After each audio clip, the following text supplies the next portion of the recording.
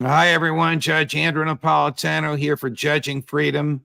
Today is Tuesday, August 8, 2023. Matt Ho, one of our regular military contributors, joins us now. Matt, it's always a pleasure, and thank you for joining. In retrospect, do you think maybe it was a mistake on the part of President Putin to have engaged in such incrementalism in the manner in which he fought the war, or initiated the war, rather than going in full blast and just taking control of the territory to which he believes Russia has a rightful claim? First, thanks for having me back on, Judge. It's good to see you. Sure. I'm on record as saying I'm opposed to the Russian invasion. I believe that they should have tried other options, other means, pursued diplomatic, economic actions. But the idea of launching a war, an invasion, a war of aggression is to me something, a line that I just won't cross because of my own involvement in our wars of aggression. So I try and keep that principle. However, I don't know if Russia had, trying to look at this objectively then, though. Right. Look at it objectively as a person of great military experience. I don't know if Russia had the wherewithal to have subjugated Ukraine entirely in February 22, March 22. I don't know if they had the resources, the logistics, the combat capability, etc., to have done a World War II style subjugation of Kyiv and into Western Ukraine. I think if they had did they have the wherewithal to capture the Donbass, the areas that Putin has articulated are ethnically, historically, culturally, and linguistically, in his view, Russian? Yes, and they've done, I think they've achieved most of their limited territorial objectives. So I think his incrementalism has been smart because he has achieved his goals. I also think what was smart too was that even though he launched this invasion, it was also coupled with diplomatic efforts. So when the invasion happens in February 22, it forces the Ukrainians to the negotiating table. This is something that's well documented. It was discussed at the time, reported on by Reuters, the BBC, Financial Times. It's completely ignored now. It's basically been ripped out of our history books that these negotiations took place. But they did. And the Russians and the Ukrainians got to a point where they had a draft agreement, a 15-point draft agreement in March via their talks that first began in Belarus and then continued in Istanbul. What year is this, Matt? This is in 22. This is not even 18 months ago, Judge. Right. So I think what he did and what showed a certain degree of finesse and a certain degree of smarts that in the U.S. and in the West, we have not been willing to apply to Vladimir Putin and the Russians. And this is, of course, one of the reasons why the U.S., the West, and NATO's efforts in Ukraine have been so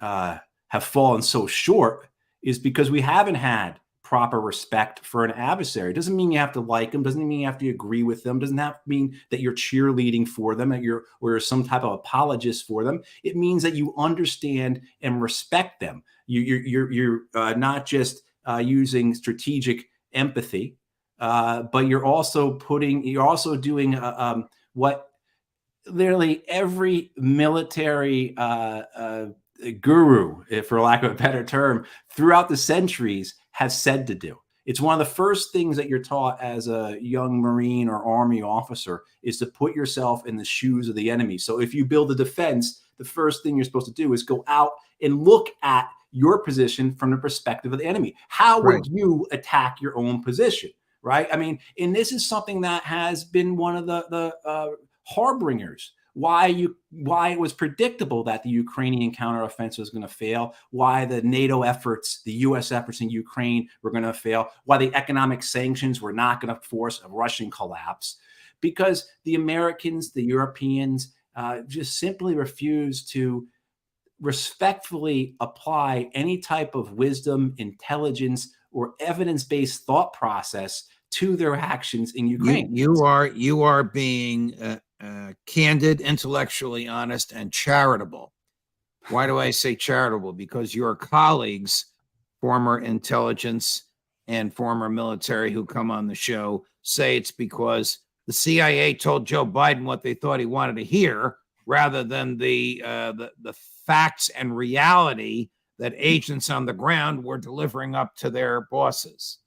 So have those who made the decisions in Intel, in the Pentagon, in the West Wing, and in the Oval Office been deluded by the political process through which intelligence information goes? Russia's weak, Ukraine is strong, this thing isn't going to last long, we'll look like heroes.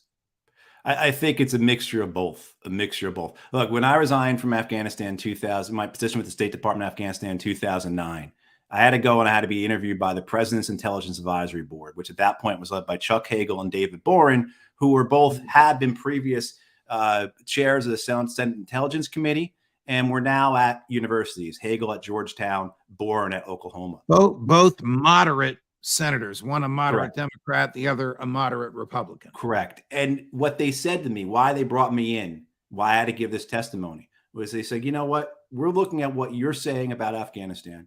We're hearing what all these captains and majors and colonels who are coming through our universities are saying about this war. And we're seeing that it just simply does not match up with what's going on the president's desk. And I think that's been a case for generations now. Of course, I'm with the Eisenhower Media Network, so I want to drop an Eisenhower quote. But according to Susan Eisenhower, President Eisenhower's granddaughter, Eisenhower sat in the Oval Office and said, I pray to God to help this country if one day a man sits in this chair who doesn't understand the military like I do. And what he's talking about is not the need to be a strategic thinker, not to have military experience, not to understand logistics, but to understand that the generals and admirals always lie. And Kennedy understood that as well. JFK understood that as well. And that's the case here. The question is that if that's the case, and Joe Biden is not receiving the information that he needs to make sane and smart and honest decisions, well, Biden's been doing this for a very long time. He has to know they're lying to him. And I've had a lot of experience on the Hill. And I can tell you that one time I was in with the ranking member of the House Armed Services Committee, and he said to me and my colleagues, I know the generals come in here and lie to us all the time, but there's nothing we can do about it. And you hear about this over and over and over again from members of Congress who don't believe in the war policies of the United States. They don't believe in the American wars, whether they're direct wars or the proxy wars, but they're too afraid to say anything otherwise. They're too afraid to go against the grain. They need to go along and get along. All right. And, So they teach young Marine and Army officers, young second lieutenants, to look at their own defenses from the perspective of the enemy. Do they teach them to tell the truth? Did they teach them that it's morally reprehensible to lie to a military superior or to a civilian commander?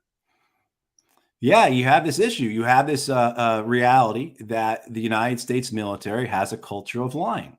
And this is not Matt Ho who is saying this. This is coming from research and studies put out by institutions like West Point and the Army War College, which have said that explicitly. The United States military has a culture of lying. It's baked into the promotion process. Even in private, I don't mean the rank of private, even in a private conversation with the President of the United States in the Oval Office. And the lie will be to make him feel good, to make him look good, to reinforce his preconceived notions, or to make the speaker and his branch look good. I think it gets interconnected, right? So the benefits to the individual, the benefits to the institution, the benefits to the man in the Oval Office, et cetera, the political party in charge, they're all interconnected and they all feed off of each other. And then, of course, as we talked about last time I was on your show, right, the military industrial conflicts,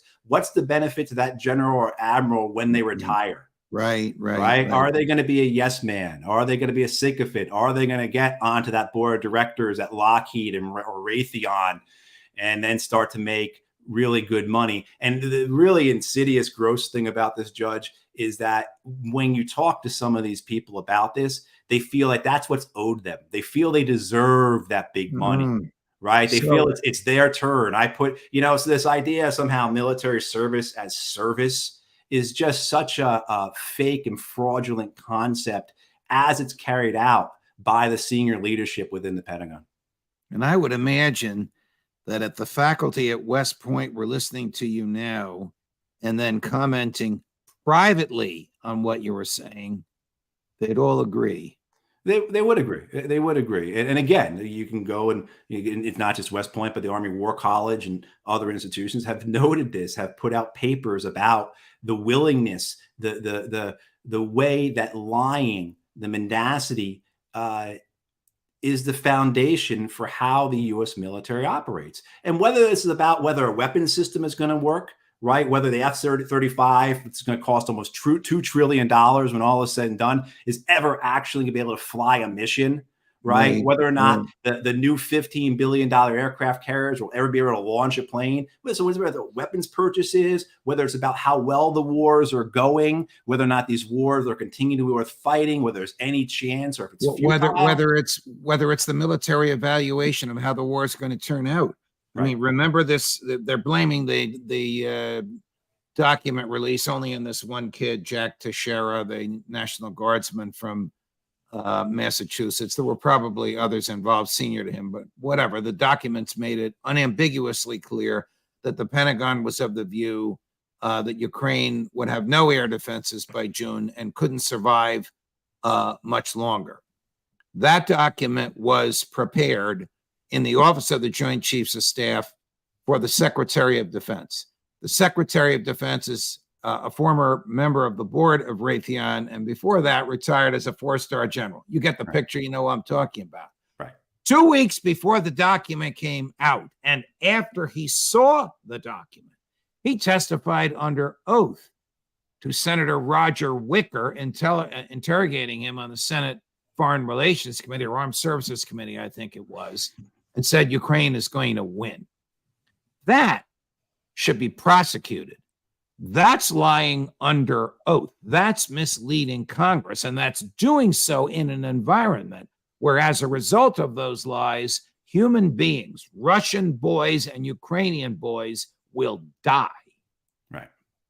Right. And you've seen that. You've seen where you now have repeated media for the last couple of weeks saying how this Ukrainian offensive, which was supposed to be the end of the Russia's occupation of Ukraine, is shown to be exactly what many of us thought it was going to be, just a great sacrifice of life for nothing more than for people to espouse talking points. But again, this is nothing new. Our friend Dan Ellsberg, who we lost a couple months ago, the great Dan Ellsberg, he always talked about being on that airplane with Robert McNamara, and Ellsberg had spent all this time in Vietnam, and he's on this plane briefing Robert McNamara, the Secretary of Defense at the time, and just saying how this war is futile, this war cannot be won, how badly it's going. And McNamara saying in agreement, understanding, right, cognitively getting that.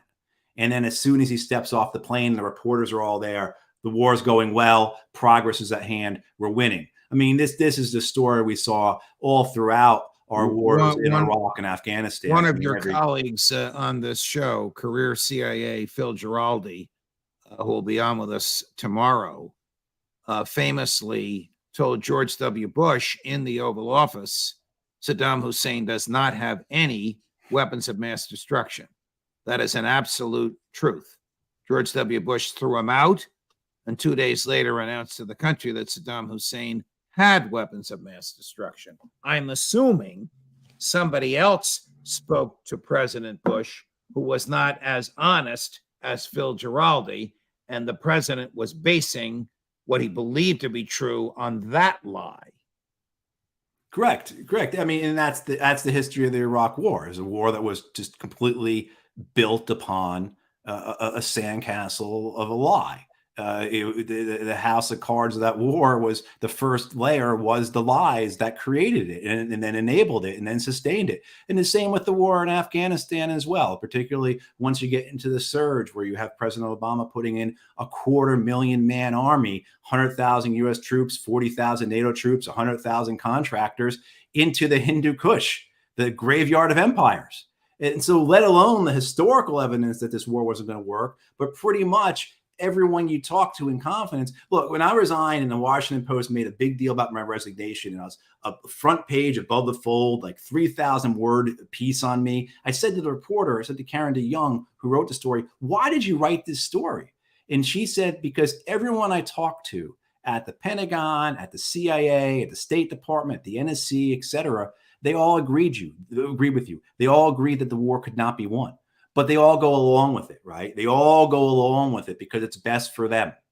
And in his current iteration, what you see thousands upon thousands of young Ukrainians and their families shattered for a lie, basically. You and I have both publicly referred to the powers that be in Congress as the war party, which is about 95% of all members of both houses of Congress. Does the war party understand that the military, to which they give $860 billion a year that they've extracted from us, is lying to them? I think they do. And for the most part, they don't care because it's good politics for them, right? They believe that particularly if you can wrap yourself in the bloody flag, right, it's an allusion back to the post-Civil War period. But I think that's the case. I think that you have either a vapid embrace of the military where they don't want to know, they just want the political good things that come from standing on a dais or on a stage with a bunch of men and women in uniform. They like that image, and that's all that matters to them. But then, too, you take into the military-industrial complex aspects of it, right? And the money that they're bringing in, the good things that being a faithful enabler, a faithful supporter, a faithful benefactor of the military-industrial complex can bring to a politician. So absolutely, I think most of them have very little interest in the truth. They're only concerned about what is best for them and for their immediate political futures. Why do you think that Washington has not pushed for any negotiation? Why is the Biden administration afraid to say to Putin and Zelensky, send your emissaries to meet Tony Blinken in Geneva, and let's have a ceasefire while they talk? Right. Why hasn't Joe Biden, the most powerful man in the world, gotten on a plane and banged Putin and Zelensky's heads together? Right. I mean, correct. Isn't that what we elected this man for? Instead, right? He mumbles and bumbles and fumbles. Right. Putin has lost. Russia has lost. Putin can't win. He's already lost. Right. I think it's because mainly it's domestic political politics. I think they're so afraid of being called weak, of being attacked by the Republicans as not being strong enough. I think there's a lot of, again, goes back to the military-industrial complex. There's the money involved. There's the megalomania. It goes back to JFK's American University speech in June of '63, for which he arguably was murdered. Right. Right. And in that speech, to paraphrase, he says how the pursuit of peace is not as dramatic as the pursuit of war. Right. And certainly if you turn on the television, turn on Netflix, there aren't many peace TV shows. There aren't that many peace movies out there. Right. And so right. There is that aspect. Is a very real aspect of this, is that war, they think war is good politics. Now, the reality, and this shows one of the fundamental inanities of our political system, is that almost every war that the U.S. gets into, sure, high popular public opinion, high popular support prior to or the beginning of the war, but within a year or two, that fades. And we're seeing that, where CNN last week had a poll, a very important poll, that shows that majority of Americans no longer favor giving aid to Ukraine. A majority of Americans. Joe Biden and Mrs. Pelosi took care of that.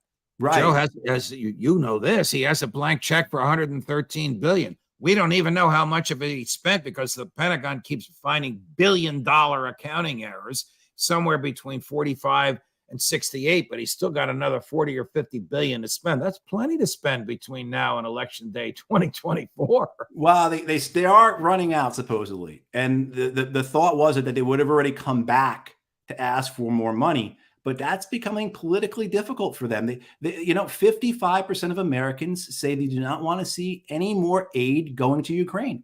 51% have said we've done enough for Ukraine already. I mean, and that's a drop of about 15 percentage points in the last 18 months. If it's basically that support for the Ukraine war is solely based on partisanship, it's solely based on team blue preference. My guy in the White House is telling me this, I'm going to follow it. I have no doubt if it was a Republican in the White House prolonging this proxy war, the team red would be the same way. But so you don't even have support for a war based upon any fundamental appreciation of the war, any type of idea that this is a just war.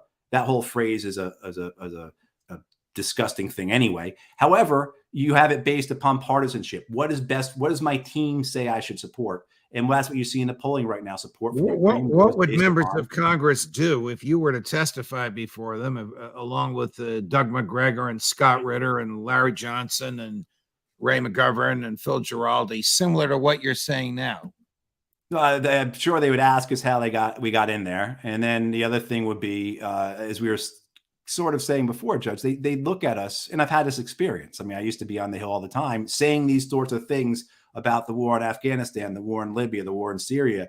And you would either get an acceptance of it, an appreciation of it, a nodding and an agreement saying, I understand, and then them not doing anything about it or just saying the opposite, or you would get them looking at us like we had three heads, right? As if we were somehow space aliens who were speaking gibberish that they couldn't understand. This is nothing they'd ever heard before. This is complete nonsense. It's just, gobbledygook to them, because they simply want only what's best for their short-term political interests.